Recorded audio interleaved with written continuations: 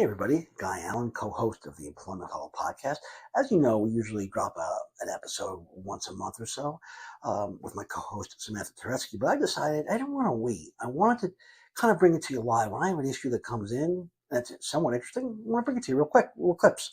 So just, today, one of the big issues that we often see is a misclassification of folks between independent contractors and employees. Very often, employers and the person who's working for you wants to be an independent contractor because there are less tax consequences. You have some more flexibility in that regard. You don't have to pay benefits, things along those lines. But in order to be an independent contractor, you got to be independent. You got to be independent. Independent contractor typically is the guy who paints your house, right? He comes when he wants, he goes when he wants, he tells what color, he uses his tools, his discretion, so on and so forth. That is your true independent contractor. But what's happened is employers are trying to kind of fit a square peg into a round hole very often. Say, you know what, I want to make him a contractor. I don't want to pay taxes. If you're a contractor, you better be independent and have your independent discretion, your own tools, and do things at your own pace.